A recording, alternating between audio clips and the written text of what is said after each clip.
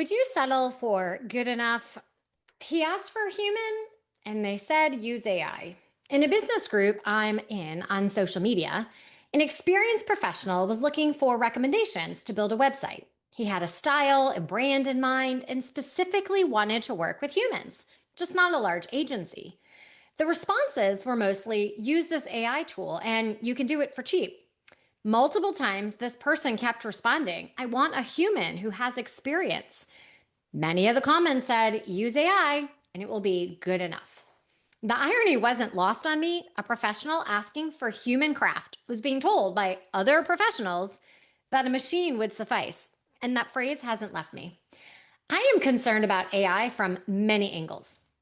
Environmental resources and how much energy they are using, the loss of critical thinking skills, and the phrases that sound alike. Now, sometimes I find I'm tired of the same phrases and they aren't from AI, but it might sound like it is.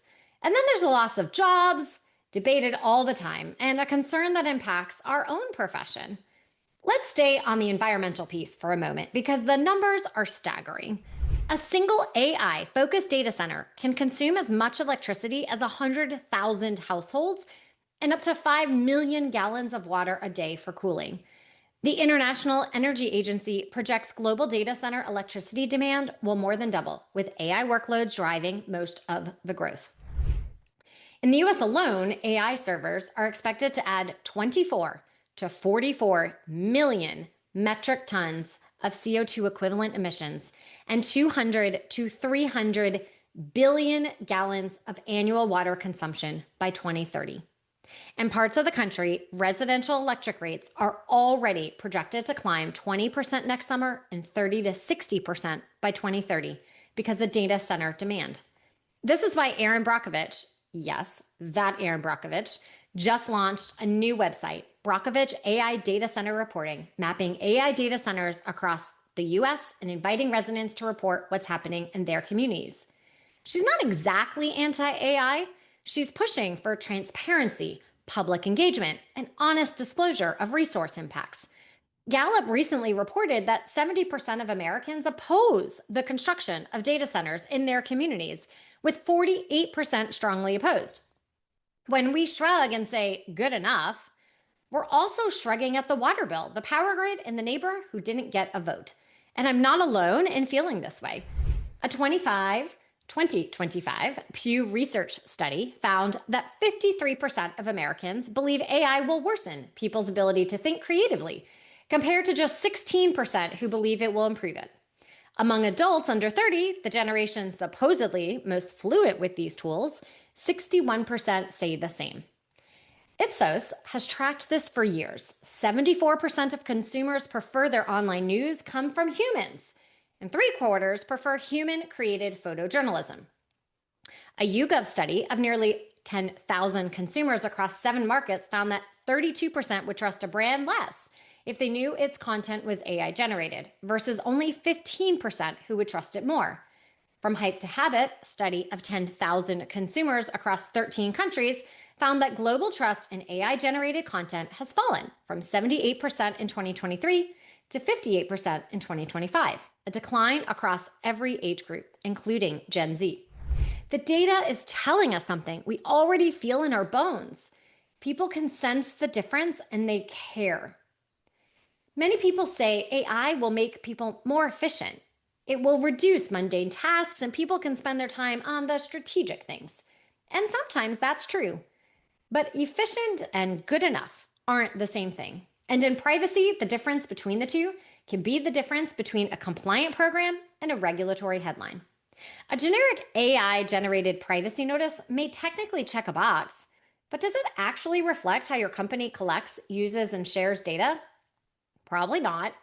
Let's take my initial example. The very people who use AI are business owners themselves, and I kept wondering, would they be okay if someone said, use AI to do the very service they offer, to replace them and say, it's good enough?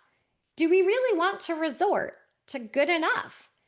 People crave experiences. Think about the last time you went to a movie, a live concert, or the theater. If you loved it, you remember it. You share the experience with people and it stays with you.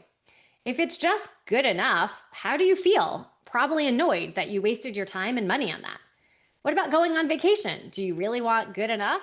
Or the meal at a restaurant you saved up for? Is the chicken was fine, the review you were hoping to write? What about your morning coffee? Do you settle for a gas station drip when there's a roaster down the street that actually cares about the bean? We don't settle on the things that matter to us. We seek out the people and places that do the work well. So, why are we suddenly so willing to settle when it comes to our work? When did good enough become a goal instead of a warning sign? If we wouldn't accept a good enough surgeon, a good enough wedding photographer, or a good enough babysitter for our kids, why are we so quick to accept good enough for the things our customers, our teams, and our regulators see? What does it say about how we value our own professions when we offload them to a tool and call the output acceptable? And here's the one that really sits with me. If everyone uses the same AI to produce the same good enough output, what exactly is anyone paying for? Ever say there's nothing to watch after scrolling Netflix, Hulu, Disney Plus, Amazon Prime, and YouTube TV? I have thousands of shows, and yet it's often just, okay, I don't really want to spend my time with good enough or just okay. A recent Delta flight with thousands of hours of options to pick from, none were appealing. So I listened to classical music where my brain and body enjoyed the calm, and science shows it was good for me, and that's a bonus. If we're struggling with content now, how is an AI show that will regurgitate the same info over and over again enough for us? Where's the creative spirit that embodies humanity? I was talking with a recent college grad with a marketing major, and she's itching for more creativity in her job. So she's creating visual reports instead of traditional Excel reports. Why? Because creativity is what makes us human. If everything is AI, where's the uniqueness, the differentiation, the invention and design that we can really appreciate? I think of the business executives I work with who pour their personality into their brand voice, the engineers who sketch out a privacy by design architecture on a whiteboard before a single line of code is written, and the lawyers who negotiate a data processing agreement word by word because the details actually matter. None of that is good enough work. It's their work. If we tie this to our own profession, do you really want to give a presentation to the leadership that's good enough? Likely not. You want it to convey what matters about your privacy program, to think like the leader and fill in the gaps.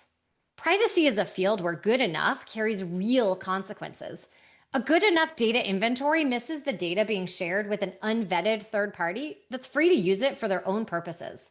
A good enough vendor review skips the sub-processor list. A good enough incident response plan looks fine on paper until the day you actually need it. A good enough cookie banner might not actually be doing what you think it is. The work of building a privacy program, understanding your data, your people, your risks, your culture is deeply human work. It requires judgment, context, and the kind of curiosity that asks, but why are you collecting this in the first place? An AI tool can help you draft, summarize, and organize. It cannot care about your customers for you. And consider this through a privacy lens. A NIM study found that only 28% of consumers understand how their personal data is used by AI to personalize the content they see, and only 20% trust AI itself. Your customers are already skeptical. They are already wondering what happened to their data the moment it touched a model.